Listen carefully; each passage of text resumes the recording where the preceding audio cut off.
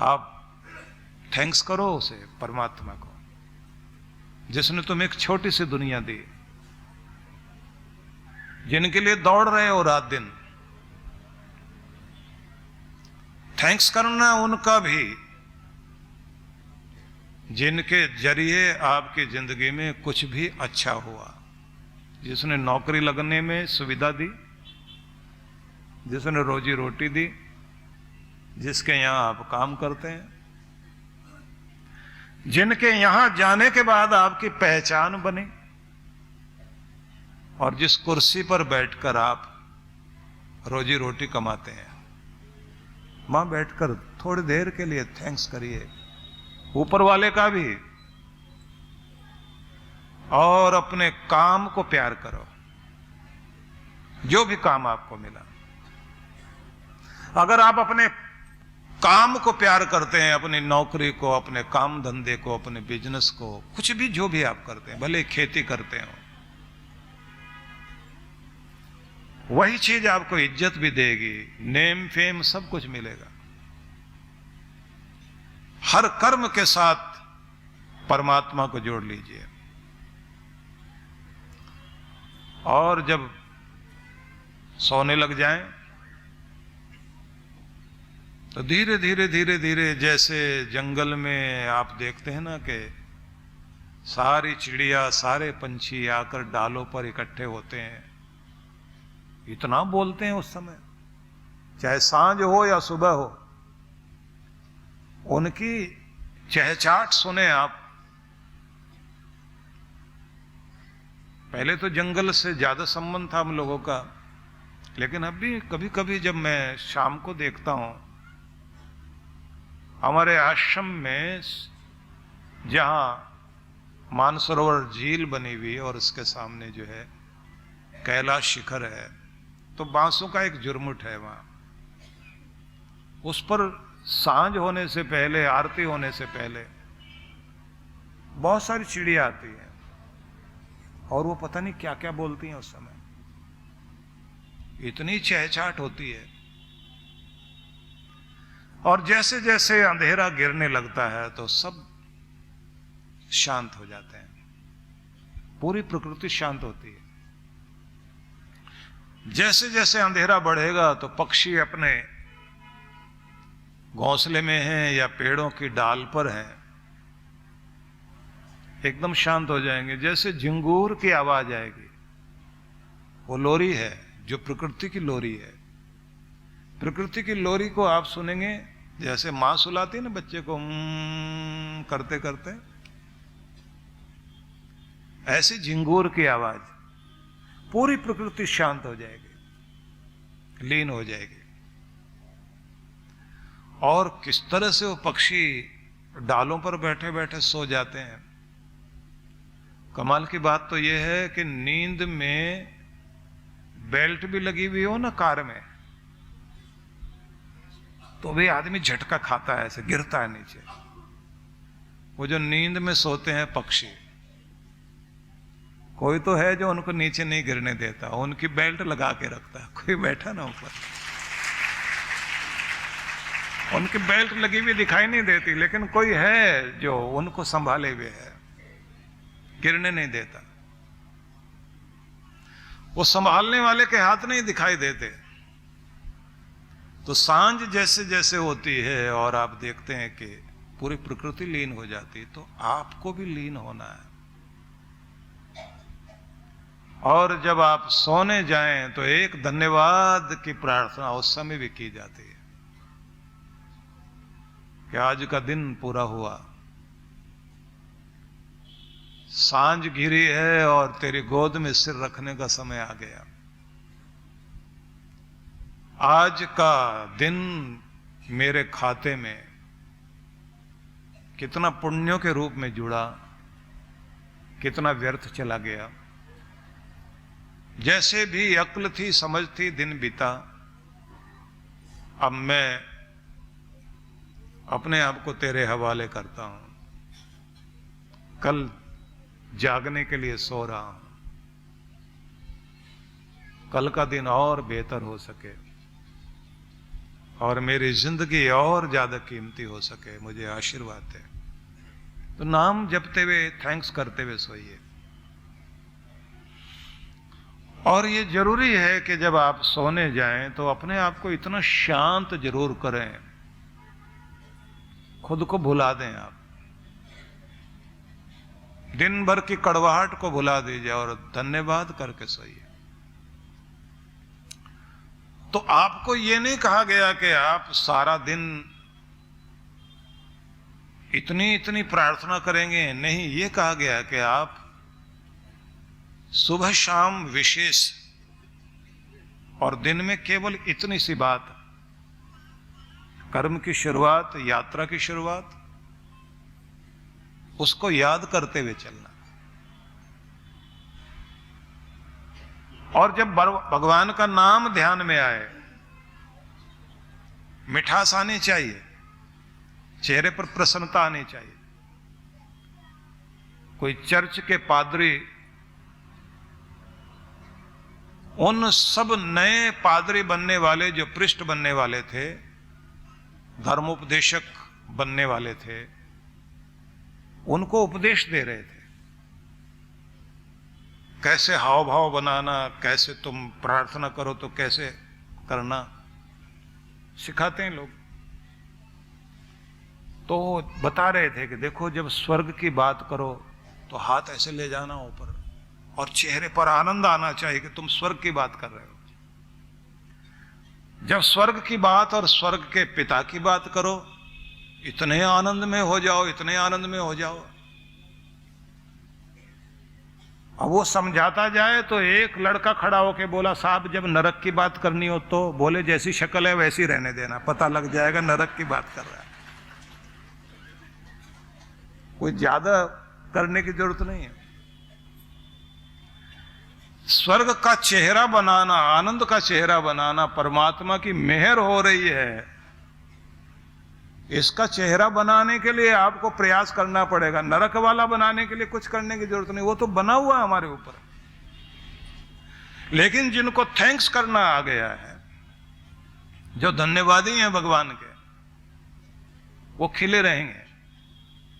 बच्चे को अगर कोई चोट भी लग जाए, थोड़ी देर रोता है, फिर ठीक हो जाएगा। वो बुखार है, बुखार उतरा, खेलने लग जाएगा।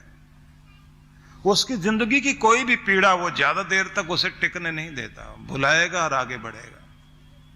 बस हम इतने समझदार हैं कि सुख तो भूलते जाते हैं, दुख को इतना याद रखते हैं और इतना उसे स्मरण कर करके बढ़ाते हैं। मेरे जैसा दुखी कोई नहीं, मेरे जैसा परेशान कोई नहीं, मेरी तो किस्मत खराब, मेरे साथ ही बुरा होता है, मुझे कोई समझता क्यों नहीं। जब आप ही खुद को समझने को तैयार नहीं तो दुनिया क्यों समझे भाई। तो इसलिए मैंने आपसे यह कहा कि अपने आप को भगवान से जोड़ना सीखें। दूसरे ढंग से कहें, अपने खुद के आनंद से स्वयं को जोड़ना सीखें। और हमारी चेष्टा होनी चाहिए, जैसे अर्जुन ने पूरी गीता सुनी ना, तो उसके बाद में एक श्लोक कहा, नष्टो मोह स्मृति लब्धा त्वत्प्रसादान मया अच्युत। मेरा मोह नष्ट हो गया। मोह मतलब वो चीज जो सम्मोहित कर दे, वो चीज जो मुझे इस दुनिया में इस तरह से उलझाई भी थी कि जो असलियत है, सच है, उसको सच ना मानना, किसी कल्पना लोक में सम्मोहित होकर जीना।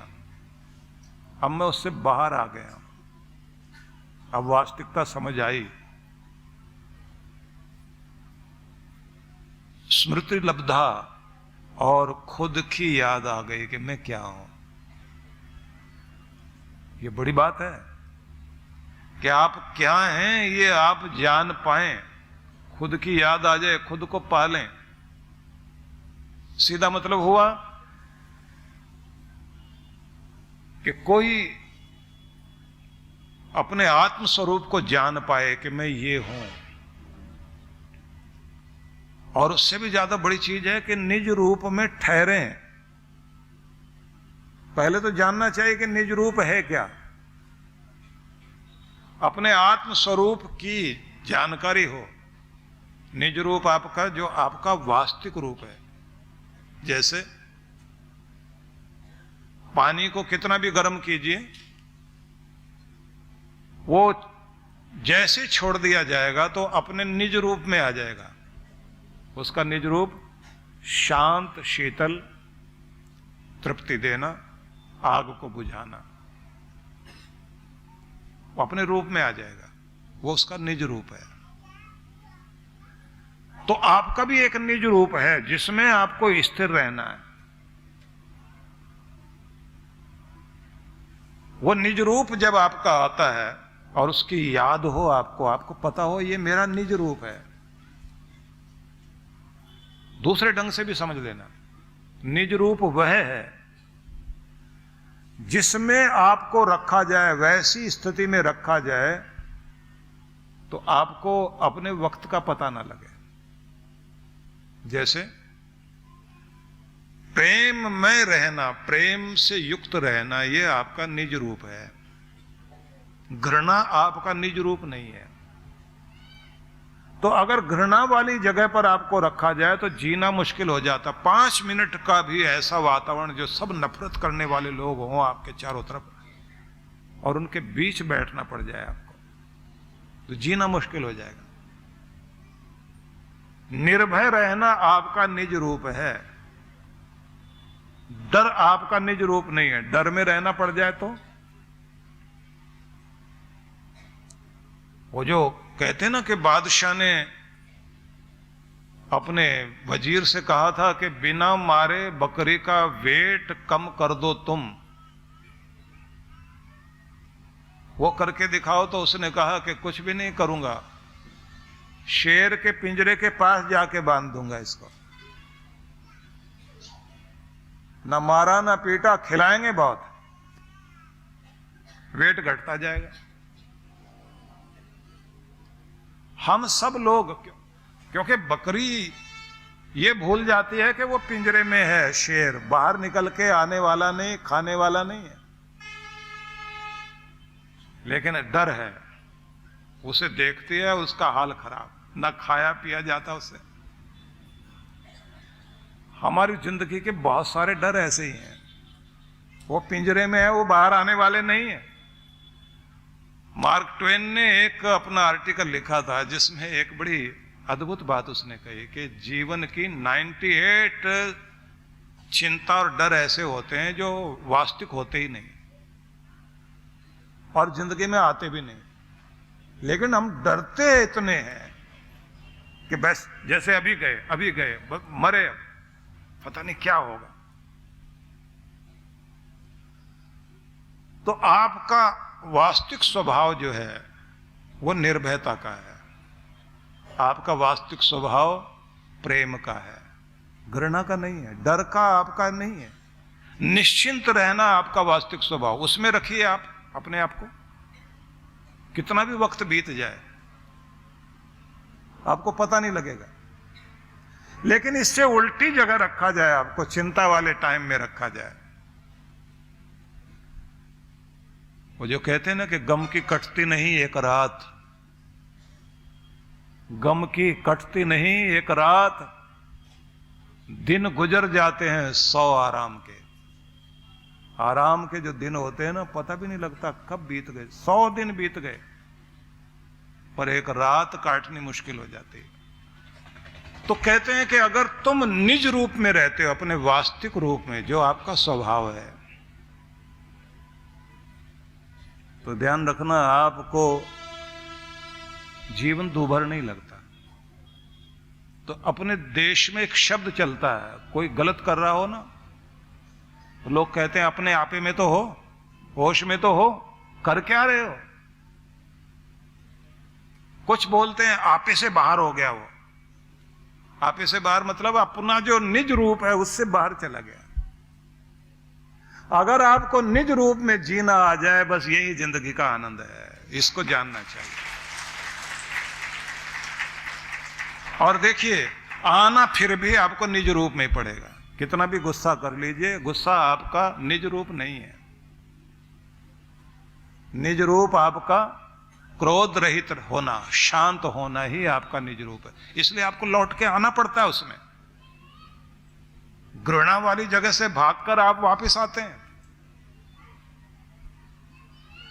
नहीं तो आदमी जो है वो अंदर से टूट जाता है। ना घर अच्छा लगता, ना बाहर अच्छा लगता, अंदर से टूट गया, उसका निज रूप से छिन्न भिन्न हो गया। उससे वो इतना ज्यादा जिंदगी में आघात पहुंच गया।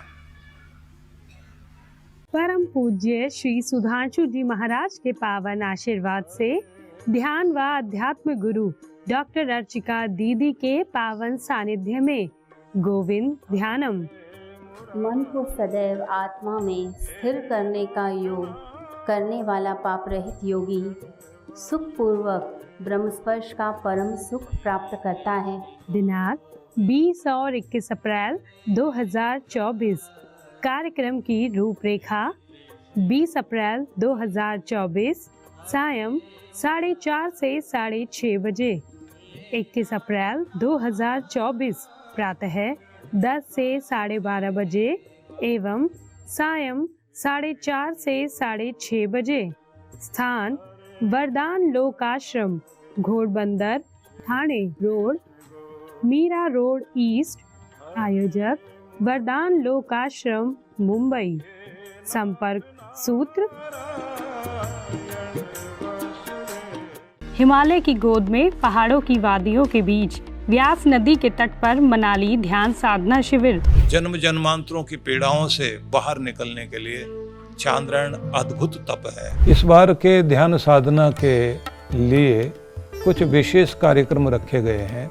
एक तो नित्य साधना कराई जाएगी, दूसरी होगी डिवाइन ब्लिस मेडिटेशन, तीसरी जो है वो दिव्य शक्ति साधना कहेंगे, जिसका मतलब होगा कि आप जो है विश्व शक्ति से कैसे जुड़ सकते हैं, और साथ में वॉकिंग मेडिटेशन भी इसके अंतर्गत होगा। मन को बहुत शांति मिली, एक अद्भुत आनंद प्राप्त हुआ। जिस माइंडसेट और जिस भारी मन से मैं आई हुई थी यहाँ पे, वो काफ़ी कम हुआ है। और every time whenever I come for this शिविर I feel something different, a new energy in me. Thank you to Maharaj Shri and thank you to all of you. तो आज ही पंजीकरण कराएं।